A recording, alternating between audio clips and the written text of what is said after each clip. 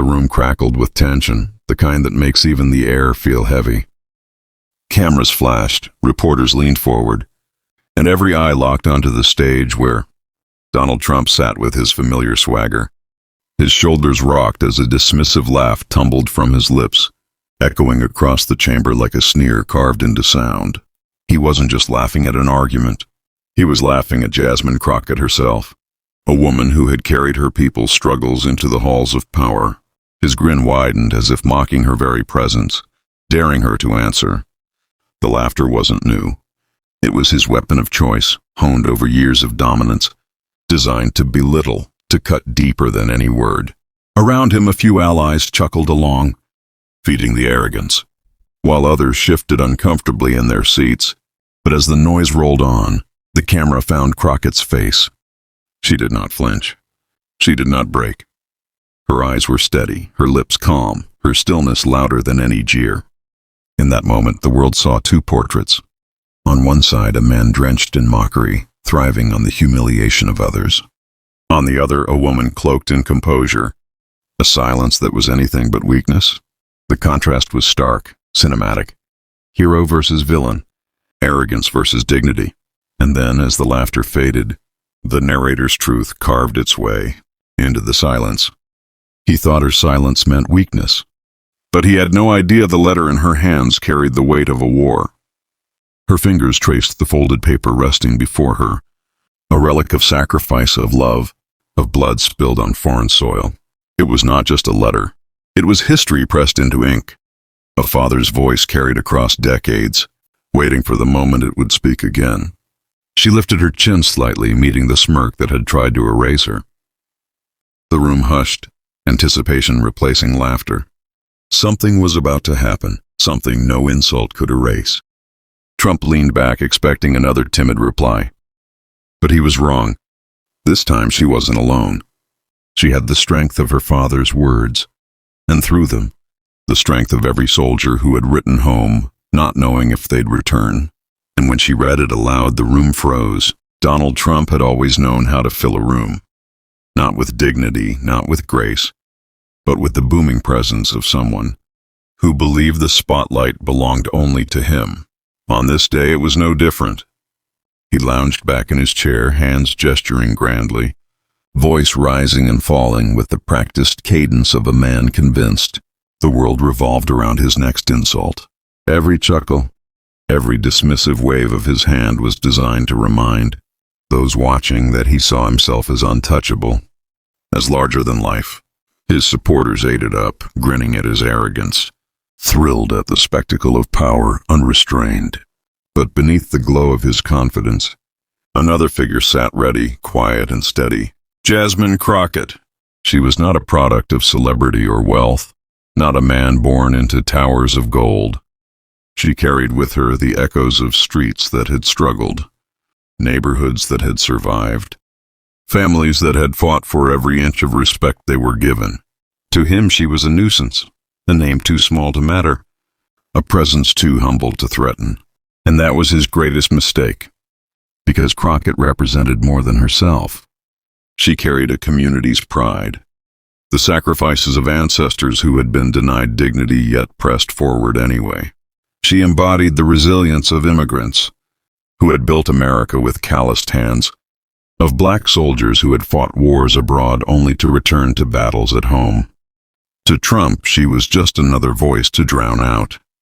To the millions watching, she was something else, a mirror of their own stories, their own unacknowledged worth. The scene unfolded like a drama scripted for history. Trump's laughter had rolled across the chamber, but what followed was not silence. It was anticipation. The nation leaned in, asking the unspoken question.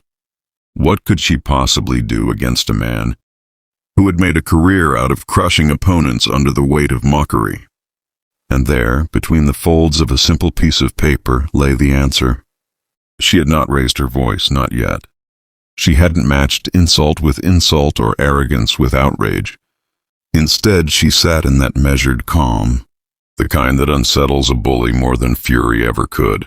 It was the calm of someone who knows they are holding something greater than words, something undeniable. Trump continued to posture, spinning his hands, rolling his eyes, drawing laughter from a few in the crowd who mistook cruelty for charisma. But the balance of power was already shifting, invisible but unmistakable. Crockett's silence wasn't retreat. It was strategy. It was patience. It was the stillness before the strike. And then came the faintest movement, her hand sliding the folded letter across the table. To some, it looked like nothing, just paper, just words. To her, it was a weapon forged not in anger but in sacrifice. It was a father's memory, a soldier's truth, a reminder that patriotism doesn't wear arrogance like a crown, but humility like armor. The audience didn't know it yet, but history was about to turn in that room. The letter she carried was not just ink on paper, it was America itself, bruised, bloodied, resilient, and unbreakable. Trump smirked again, convinced the game was his. He had no idea he was seconds away from being silenced by something no insult could deflect. But what she revealed next wasn't just personal, it was patriotic. Donald Trump did not invent political mockery, but he perfected it into a weapon. Long before he entered the halls of power, his stage was television, tabloids, and gold-plated towers where excess was mistaken for authority. From the beginning, his style was never about substance. It was about dominance. He understood that in a world hungry for spectacle, laughter, sharp, cruel, mocking laughter, could cut deeper than any policy debate. Where others prepared arguments, Trump prepared punchlines. Where others showed respect, he manufactured humiliation. The formula was simple. Belittle the opponent, strip them of seriousness, and laugh loud enough that the insult became the headline. It worked in boardrooms where apprentices scrambled to avoid his wrath. It worked on stages where rival candidates found themselves reduced to nicknames. Low-energy Jeb, Little Marco, Crooked Hillary. With every smirk, every jeer, every rolling chuckle, Trump built an empire not on ideas, but on the performance of power. His rallies became theaters of ridicule. Crowds didn't just come to hear promises. They came to watch the show, to revel in the derision of enemies. He turned political discourse into late-night comedy, except the jokes always had a target, and the laughter always had venom. To his base, it was thrilling. To his opponents, it was exhausting. But beneath the theatrics lay contradictions too glaring to ignore. Here was a man who mocked the sacrifices of veterans, dismissing John McCain's years as a prisoner of war with the infamous line, "I like people who weren't captured." He belittled Gold Star families who had buried their sons, sneered at immigrants who fought for their chance in America, and waved off the pain of those who had endured more than he ever would. The irony was bitter. A man who had avoided the draft on claims of bone spurs now laughed at those who had bled for the flag. This arrogance wasn't confined to politics. It stretched back decades, woven into the fabric of his persona. Workers who built his towers spoke of withheld paychecks and broken promises. Neighbors spoke of lawsuits, tenets of discrimination. In every encounter, the same thread ran true. Power through dismissal, control through humiliation, triumph through derision. And yet, time after time, it worked. The more outrageous the laugh, the more headlines he earned. The more cutting the insult, the more airtime he commanded.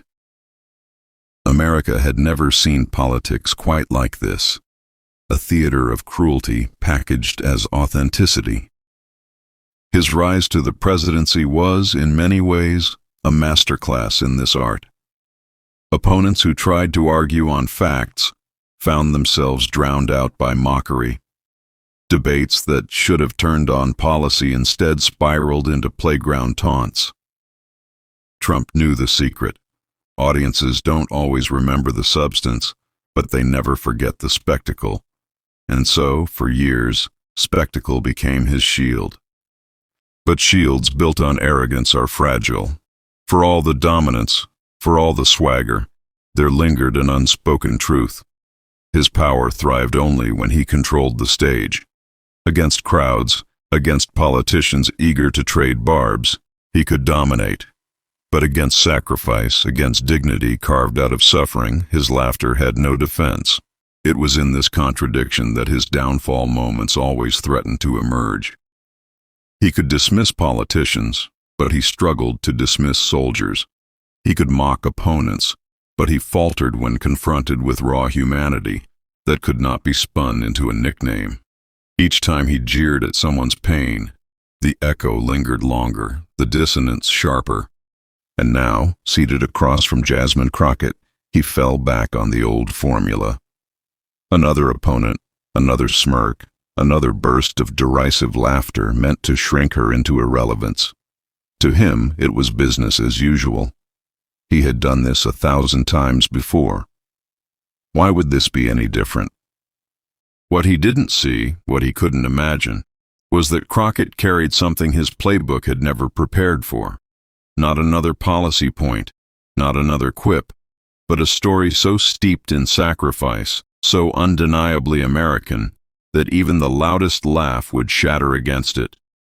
For years this strategy worked, until he faced someone whose story cut deeper than applause lines. Jasmine Crockett did not rise to this moment by accident. Her journey was not paved in gold or carried on the wings of privilege. It was carved out of the rough edges of struggle, built brick by brick on resilience inherited from those who came before her. She was the daughter of a family that knew sacrifice, not as an abstract idea but as a daily reality. She had walked the long roads of doubt and dismissal, the ones where voices like hers were told to quiet down, to wait their turn, to accept a lesser seat at the table. And yet, every setback only sharpened her resolve. From the earliest days, Crockett's identity was bound to something larger than herself. She had grown up hearing the stories of hardship, of work that left hands blistered and backs bent, of dreams that survived on determination alone. The pride she carried for her heritage wasn't ornamental. It was survival. Her people had endured storms that should have washed them away. But they stood. They built. They endured. And Jasmine carried that same endurance into every chamber where her voice was heard. But perhaps nothing shaped her more than the shadow and light of her father's service. He had gone to Vietnam when the nation called, one of thousands of young men who left behind their families to fight. In a conflict that consumed lives without mercy, he was not a man of wealth or fame. He was a soldier, anonymous in the sea of uniforms, yet unforgettable to the daughter who grew up hearing his stories. Like so many who went, he carried with him fear and hope in equal measure. He carried the weight of a country that demanded sacrifice, even when it did not always return respect. And in those humid, unforgiving jungles, with danger pressing from all sides, he wrote a letter. It was not a letter crafted for history books or political speeches. It was a letter written from the heart, from a young man uncertain if he would return, but determined that his daughter, whether he met her again or not, would know his love, his pride, and his belief in the country he fought for. This wasn't just a letter. It was a father's promise to a daughter and to a country. That letter, tucked away for years, became more than paper. It became a relic, a torch passed down. It was a reminder that service meant something beyond politics, beyond arrogance, beyond laughter meant to belittle. For Jasmine, it was the heartbeat of her story. Whenever she doubted herself, whenever she felt the weight of being underestimated, she returned to those words, hearing her father's voice echo across time, telling her that courage was not the absence of fear, but the choice to face it anyway. Her father had lived with the scars of that war. Some were visible, the limp, the pain, the sleepless nights. Others were invisible, etched into the quiet moments when memories returned unbidden. And yet he never let bitterness consume him.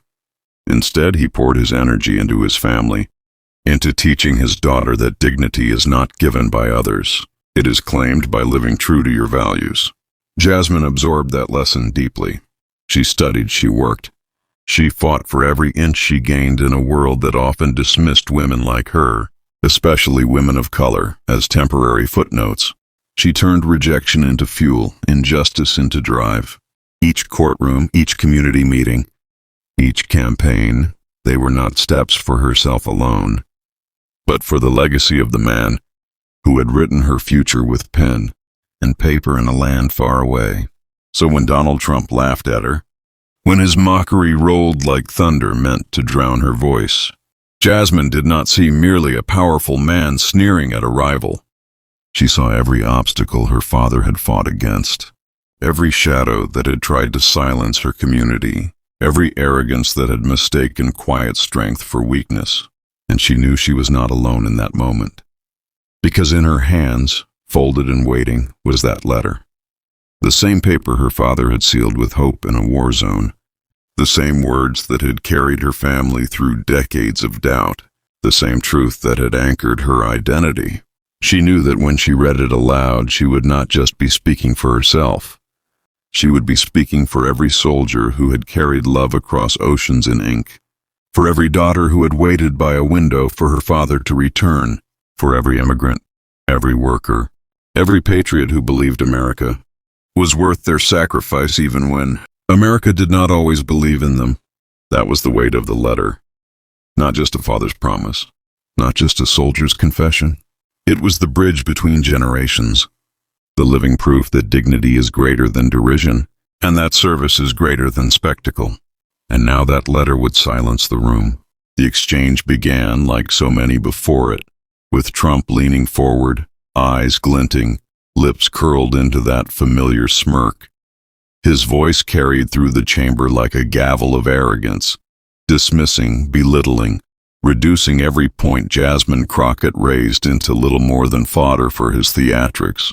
"Look at her," he scoffed, chuckling under his breath before raising it into a booming laugh.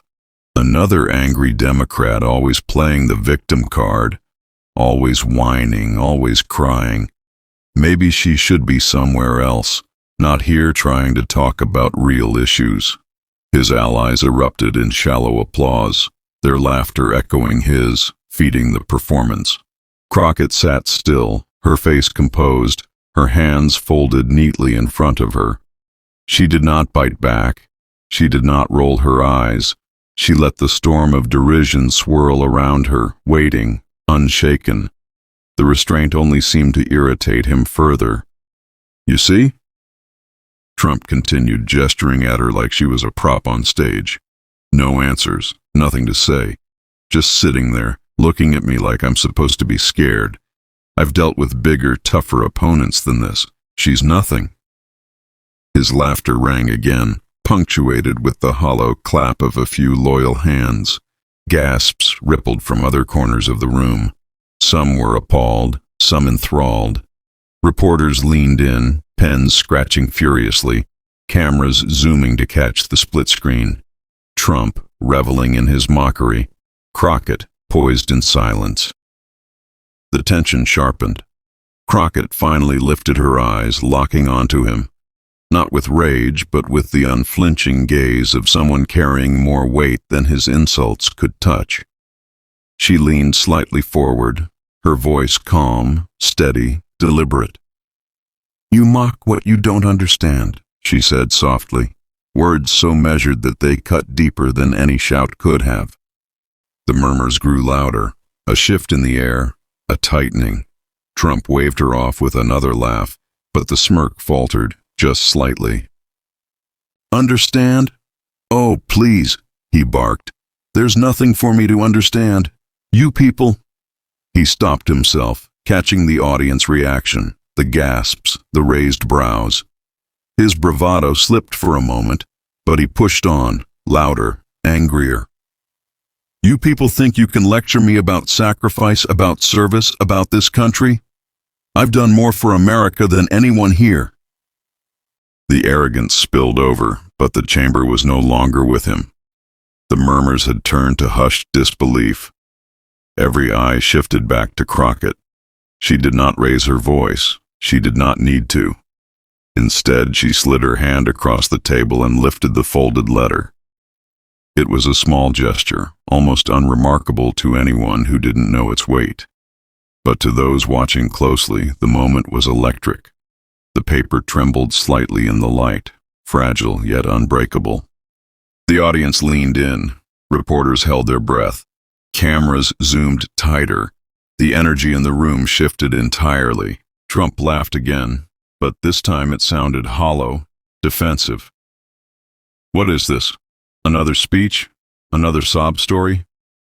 You think a piece of paper is going to change anything?"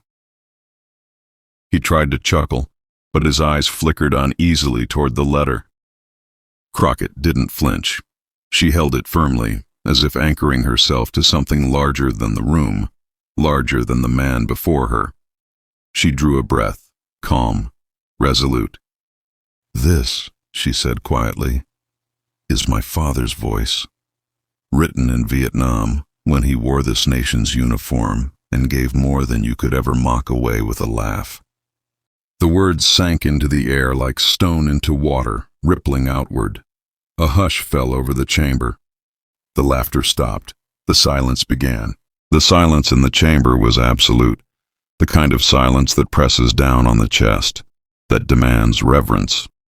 Jasmine Crockett unfolded the letter slowly, deliberately, letting the sound of paper against microphone fill the void left by Trump's fading laughter. Her hands were steady.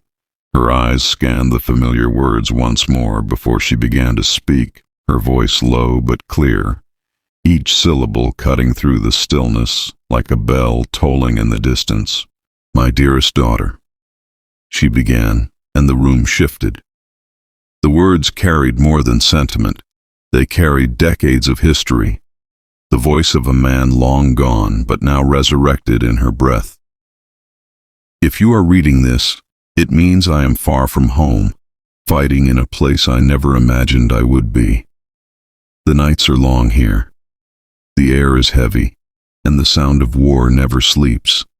But I want you to know that even in the darkest of nights, I carry you in my heart." The audience leaned in. Journalists froze, pens hovering over notepads. Even the cameras seemed to slow, zooming closer to her face, then to the worn edges of the letter. Crockett paused, the silence stretching just enough to remind everyone that these words had been written in a foxhole, by a man unsure if he would ever see his family again. "I am not afraid of what may happen to me," she continued, her voice unwavering, "because fear cannot erase duty. I serve because this country, flawed as it is, deserves men willing to fight for its better future. And I hope one day you will understand that service is not about recognition. It is about sacrifice." Trump shifted in his chair. The smirk that had danced across his lips only moments earlier was gone. His jaw tightened. His eyes darted, searching for an escape from the weight now pressing down on him. He reached for his water, fumbling slightly as Crockett pressed on. "I do not know if I will return," she read, pausing again, allowing the words to hang heavy in the chamber. A gasp rippled through the audience. "But I want you to know, my daughter, that my love for you is endless, and my belief in this country is unshaken. You are my reason. You are my future. And if I cannot come back to you, I pray that my sacrifice will mean something in the America you grow up in."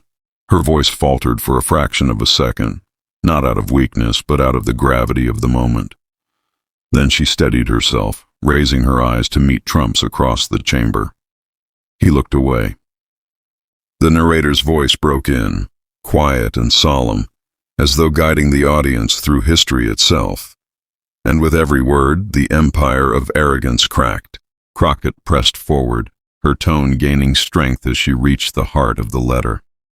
"Never let anyone make you feel small because of where you come from, or the color of your skin, or the name you carry.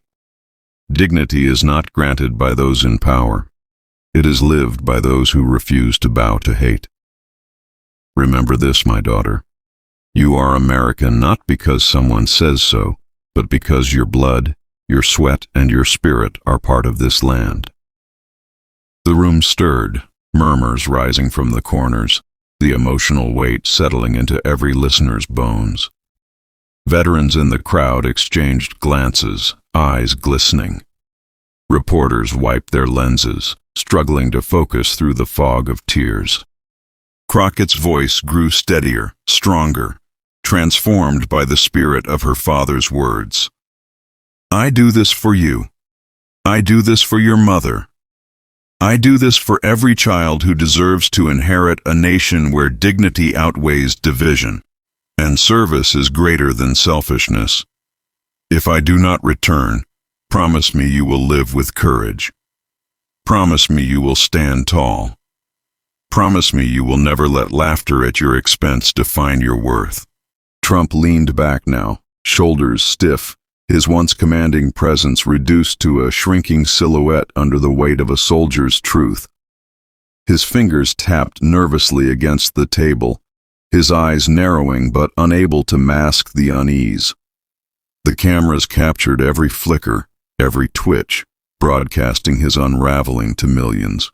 Crockett lowered the letter slightly, letting the last lines come not just from paper, but from her heart. "My dearest daughter, you are stronger than you know. And this country, despite its flaws, is worth every sacrifice. Remember that service is love. Remember that sacrifice is honor. Remember that you are my pride, my future, my America." She folded the letter slowly, deliberately, sealing the words into the air. The chamber was still. Trump's laughter had long since vanished, replaced by silence so profound it felt sacred. Crockett let the pause linger, then raised her head, her voice no longer her father's but her own. "You mocked me, Mr. Trump," she said, eyes piercing, tone unwavering. "But my father bled for the flag you wrap yourself in. He wrote these words not knowing if he would ever see me again. And with them, he taught me that America's greatness is not measured by arrogance, not by insults, not by wealth, but by sacrifice, by dignity, by service. That is what it means to be American. And that is something you will never laugh away." For a moment no one moved. The silence was deafening, the weight unbearable. And then, like a dam breaking, the room erupted. Applause thundered through the chamber, cheers rising, voices shouting in affirmation. Reporters scribbled furiously, veterans stood to their feet, and the crowd poured out its awe. Trump sat frozen, his lips tight, his smirk erased, his empire of mockery crumbling in the face of words he could not belittle. It was the mic drop moment of a lifetime, and in that instant, history tilted. The laughter stopped. The silence became power, and the eruption of voices confirmed what millions watching already knew. Jasmine Crockett had not just answered arrogance, she had redefined patriotism. The eruption inside the chamber was only the beginning. Within minutes, the moment leapt. From the confines of polished wood and chandeliers to the glowing screens of millions across the country. A single clip, Jasmine Crockett unfolding the faded letter, her voice steady. Trump's face draining of its smug bravado, spread like wildfire. It was shared, reshared, clipped, stitched, and captioned until it became inescapable. Twitter lit up first. A letter that silenced Trump trended at #1 within an hour. Underneath it, our Vietnam sacrifice. Crockett courage, and your service not self surged. People who had never heard Jasmine's name before now repeated it with reverence. Memes bloomed instantly. Side-by-side screenshots of Trump, laughing and then shrinking. Captions reading, from smirk to silence. But it wasn't just memes. Veterans began uploading their own videos, holding faded photographs and yellowed envelopes. A Vietnam vet in Ohio recorded himself trembling as he said, "My buddy wrote a letter just like that before he didn't come home." Crockett spoke for all of us tonight. A Marine from Iraq posted, tears streaming. "This isn't about politics anymore. This is about respect." And she gave it to us when others wouldn't. Their voices carried raw, unfiltered pride, the kind no spin could erase. Commentators scrambled to keep up. News anchors replayed the clip on loop, their voices hushed, treating the moment like sacred ground. One host whispered, "This isn't just debate theater. This is history being written live. Another declared, Crockett didn't just win an exchange. She reclaimed the narrative of who gets to define America. On progressive platforms, she was hailed as a lioness, a daughter carrying her father's torch. Even centrists found themselves moved, unable to dismiss the gravity of her father's sacrifice, echoing through her defiance. Meanwhile, Trump supporters rushed to spin. Some dismissed the letter as a stunt. Others tried to shift focus back to Crockett's policies. But every attempt drowned in the tidal wave of authenticity. Because the letter was real. The pain was real. The sacrifice was real. Against that, no insult could land. No talking point could stick. TikTok stitched the moment into 100,000 montages. Crockett's voice layered over American flags waving, soldiers embracing families, and children saluting caskets draped in stars and stripes. The soundtrack? A heartbeat, then applause, then silence. The silence that had choked Trump himself. High school students reenacted the scene in classrooms. Teachers used it as a lesson in civics. This is what courage looks like. This is what history feels like. Churches wove it into sermons. Community leaders quoted it in speeches. Suddenly, Crockett wasn't just a politician from Texas. She was a symbol. And the ripple didn't stop there. Across the country, families began dusting off old shoeboxes filled with letters, medals, and keepsakes. Stories long buried resurfaced. A young Latina in California read her grandfather's Korean War letter at a town hall. A Somali American in Minnesota shared his father's service papers from Desert Storm. The courage of one daughter had sparked a flood of remembrance, a collective reclaiming of dignity and patriotism from those who had too often been erased. The impact was not measured only in views or shares, though both soared into the millions. It was measured in the tears of strangers watching the clip at kitchen tables, in the veterans who felt seen after decades of silence, in the children who now looked at their immigrant or working-class parents with new awe. Crockett's voice had cut across divisions and reminded America of something elemental. Sacrifice is the foundation of belonging. The narrator's voice returned, solemn yet charged with promise. The headlines captured the moment. But the true power was never in the hashtags or the trending charts. It was in the ripple, in the way her father's words unlocked hidden stories across a nation desperate to be heard. And as those stories poured forth, one truth became undeniable. This was no longer just about Trump versus Crockett. This was about America confronting itself. The camera lingers on Crockett exiting the chamber, letter in hand, applause still echoing. The headlines scream, the hashtags burn, but the question looms larger. What happens when a single voice reminds a fractured country of its soul? Cliffhanger. But the true power of this moment wasn't in the headlines. It was in the lesson that followed. Noise of pundits and partisans dimmed. What remained was not Trump's laughter. It was Crockett's calm, steady voice, carrying the weight of a father's sacrifice and a daughter's pride. That moment became more than a debate exchange. It became a moral mirror held up to a nation. Because in truth, the lesson was never about a single man mocking a single woman. It was about what defines dignity in America. Crockett's father had not written his letter for applause, nor had he gone to Vietnam for recognition. He had done it because service meant sacrifice, because citizenship meant stepping forward even when no one was watching. The narrator's voice pierced through the stillness. Service to country is not measured in applause lines. It's measured in sacrifice, in silence, in letters written from the front lines. Those words framed everything that followed. Crockett's defiance wasn't just political theater. It was a reclamation of values that had been twisted, cheapened, and performed for cameras. She reminded America that real patriotism doesn't sneer. It doesn't laugh at others' pain. It doesn't mock the contributions of those who bled and died far from home. Real patriotism is quiet. It is carried in folded letters, in empty chairs at family tables, in the dignity of those who gave without asking for anything in return. The audience, whether in that chamber or watching from living rooms, felt it deeply. This was not about party. This was about truth. Trump's smirk had cracked because he was confronted not by policy or rhetoric, but by something more powerful: authenticity. Against that, arrogance is paper thin.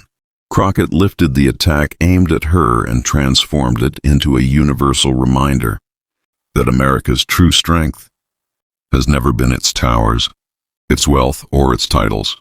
It has always been the ordinary heroes who carried extraordinary burdens. The immigrant soldier who fought for a country that questioned his belonging. The black father who wore the uniform of a nation that still denied him equality. The women who kept families together while their loved ones were sent overseas. These were the quiet architects of freedom, building with sacrifice what others sought to claim with words. Trump laughed, but the letter left him speechless. That is how history will remember this moment. Not for the smirk that tried to belittle, but for the silence that followed when truth confronted arrogance. Jasmine Crockett didn't just answer an insult. She redefined the terms of the debate. She showed that dignity outlasts mockery, that sacrifice speaks louder than ego, and that America still listens when the right voice rises above the noise. This was never just a clash between two figures on a stage. It was a reminder of who we are and who we must continue to be. Crockett's father's letter carried the heartbeat of a nation built on quiet service and unshakable resolve. And when those words rang out, they reminded every one of us that the truest form of power is not in dominating others. It's in honoring those who gave everything for us. And now, the story doesn't end here. It lives on in the people who share it, in the voices who refuse to be silenced, in the citizens who believe that truth still matters. If you felt the weight of this moment, if you saw yourself in Crockett's strength or in her father's sacrifice, then join us. Subscribe. Share this story. Be part of a movement that refuses to let arrogance define us, that lifts up the dignity of ordinary heroes, and that remembers what patriotism truly means. Because in the end, the loudest voice is not the one that mocks, it's the one that remembers.